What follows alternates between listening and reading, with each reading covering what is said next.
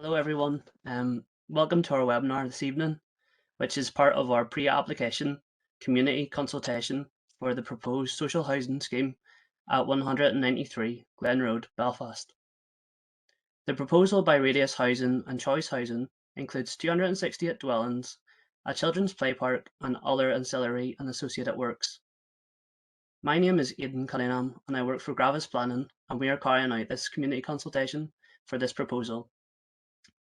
I'm joined on the webinar by my colleague Chris Bryson from Gravis, Stephen Miskelly from RMI Architects, Anita Conway and Jamie McDonald from Radius Housing, and Adam Heaney from Taylor and Boyd. I'd like to thank you again for taking your time this afternoon to join us. Under normal circumstances, consultation with the wider public on the proposal would take place through a public event. However, due to current COVID-19 guidance from the Department for Infrastructure, the public consultation event is being held online and remotely.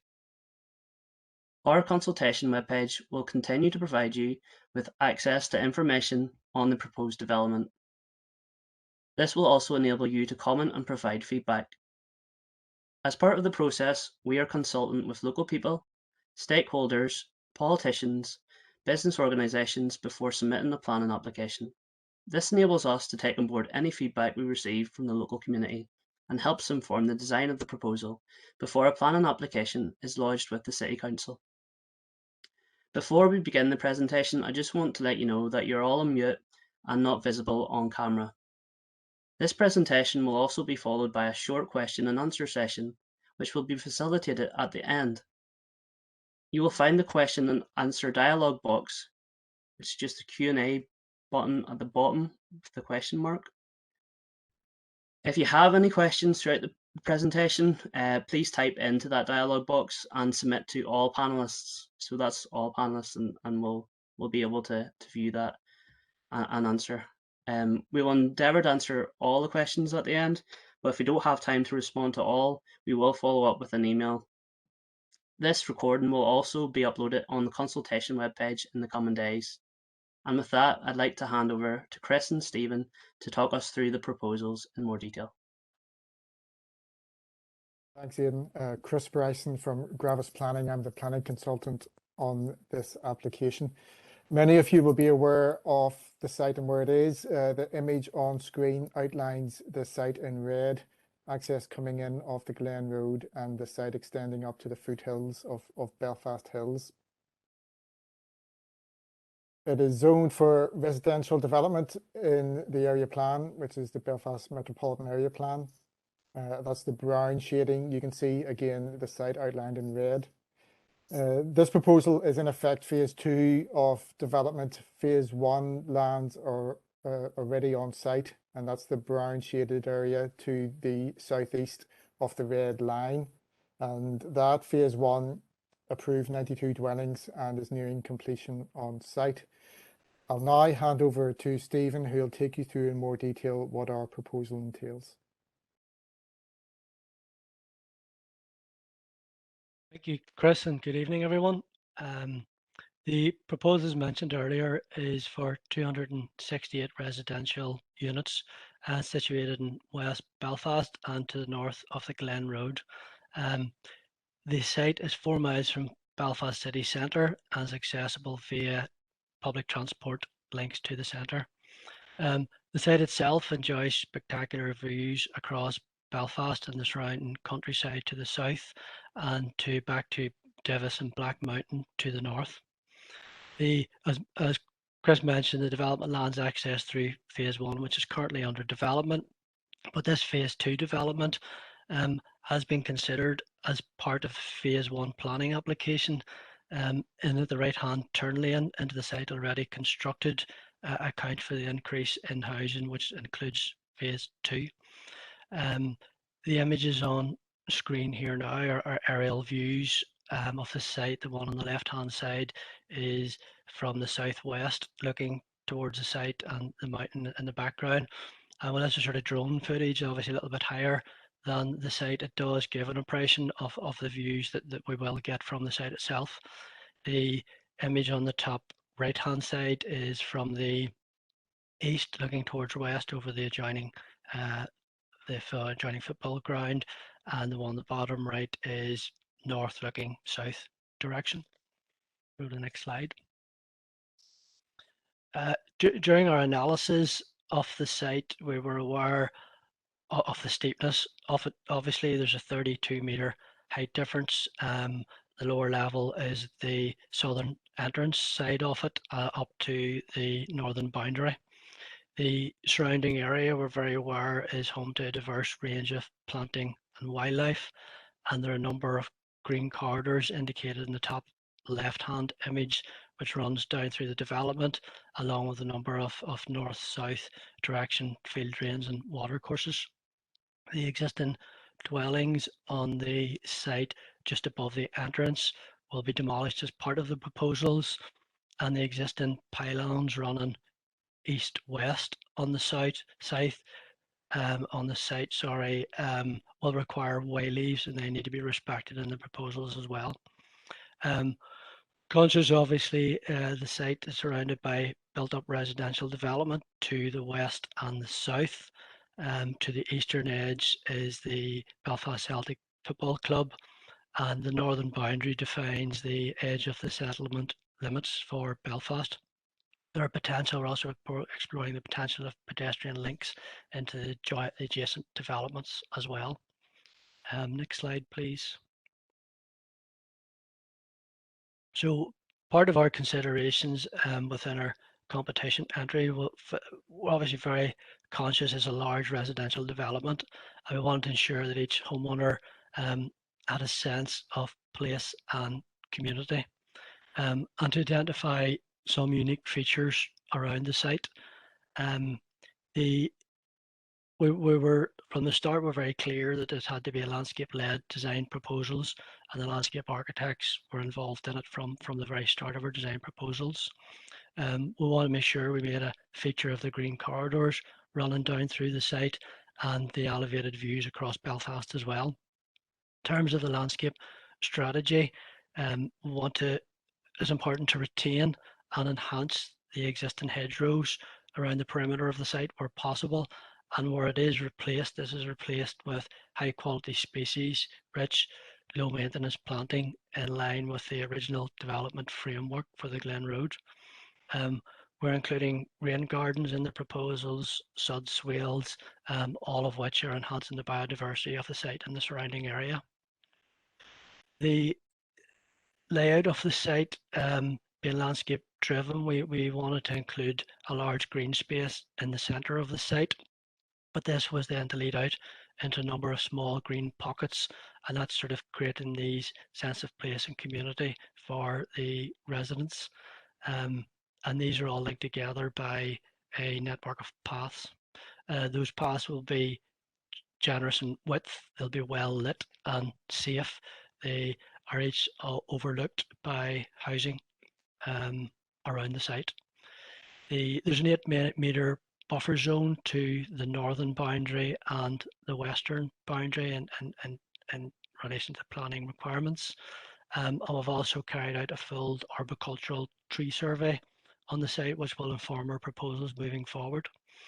We want to make sure or ensure that the power lines didn't dominate our layout proposals, but the area under them and the wildlife space under them are key to our landscape design proposals, and that's the location also where the sod swales will be present and the recreational paths link up through that space also. The central green space itself will incorporate a children's play area and a hard landscape civic space.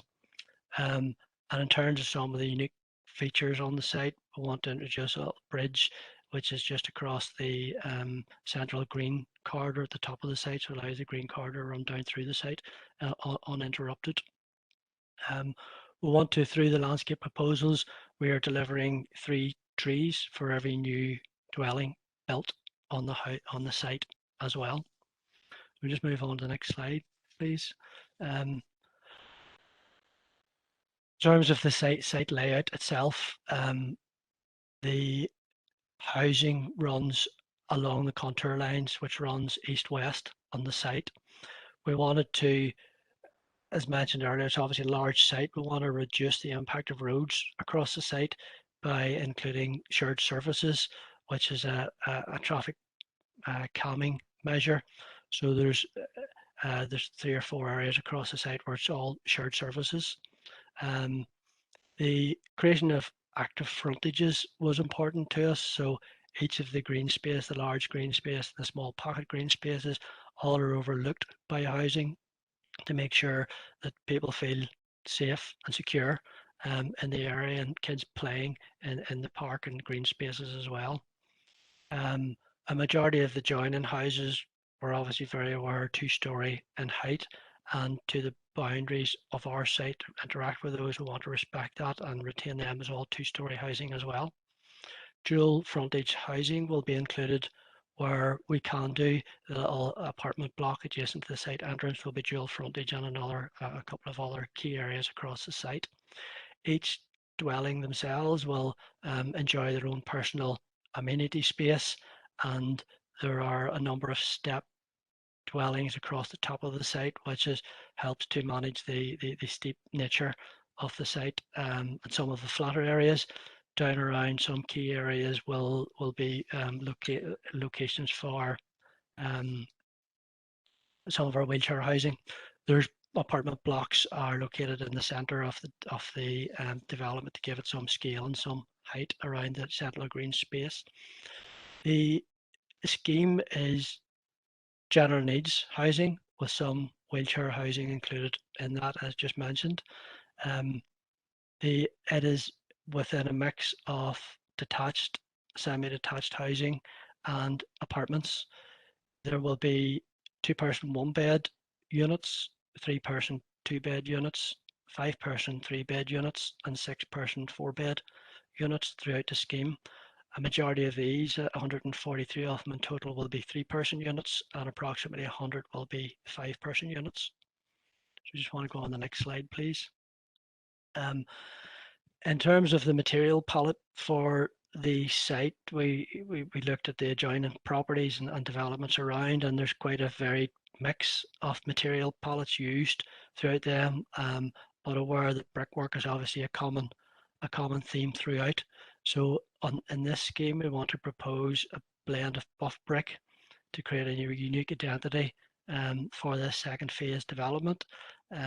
Timber, we want to bring in timber-like panels, which at this stage is the darker colour on the elevations, just to add a modern touch to the scheme and to complement the landscape-led design. The materials we'll be using will be low maintenance, high quality, and locally sourced where possible. Other features of the housing themselves, they will all be highly insulated properties, achieving energy performance rating A, which is the highest rating you can achieve. We'll be incorporating mechanical ventilation heat recovery systems in each of the units. Solar panels will be included in each unit. I will mention the sustainable drainage system earlier in one of the earlier slides there as well. Just some quite simple things we'll be doing is making sure the orientation of the units are such that we can maximize solar gain throughout the day. The path that we mentioned, the network of paths throughout the scheme are there to promote active fitness and well-being, which can also be used as running paths as well. The scheme is designed to lifetime homes. That means they're easily adaptable and for flexible use throughout someone's lifetime. Level access will be incorporated wherever possible, and the development will be designed to secure by design principles. Thank you for your time. Thanks, Stephen. Hopefully that was a helpful run through of the proposals for everyone. The consultation period will continue until the end of next week. After that, we will pull together a pre-application community consultation report, and the design team will work to finalise the planning application, which will be submitted to Belfast City Council in the coming months. If you want to still contact us with any queries, please get in touch with our dedicated project email address, which is up on screen at the moment. We've also included Radius Housing's project email address as well, so if you want to contact Radius Housing directly, their email's there too.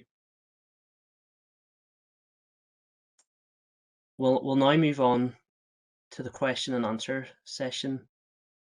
Our first question here is regarding hedgerows. Will existing hedgerows be retained and additional planting proposed to ensure the area remains as green as possible? Chris, do you want to take that one first? Yes, thanks, Aidan. I'll quickly address that and maybe pass to Stephen to provide more detail. But as you all will have heard during Stephen's presentation, the scheme is very much a landscape-led one, and the plan is to retain as many hedgerows as possible, especially to the northern boundary. Stephen, can you provide any further details on that approach? Yeah, again, Chris, where the perimeter hedging will be kept intact, wherever that is of low ecological value, some of that may be removed and replaced with local species-rich, high-quality planting. The landscape corridors down through the site will be retained where the levels do work for us, or not, they will be again replaced with high-quality planting where levels needs to change slightly. But overall, we will be improving and enhancing the biodiversity of the site and the surrounding area through our proposals. There's one other question here, just in regards to when construction will start and when will residents be able to move in. Is that one for you, Anita, to take? I'm happy to take it, or if Stephen wants to take it. I think broadly what we're saying is that we want to try and get the planning application in hopefully this summer, and depending then on when that comes out, hopefully be on site towards the latter part of next year, and then it will probably be a couple of years thereafter for the first house to be ready, given the amount of enabling work that be required. Stephen, is that fair sort of timescale?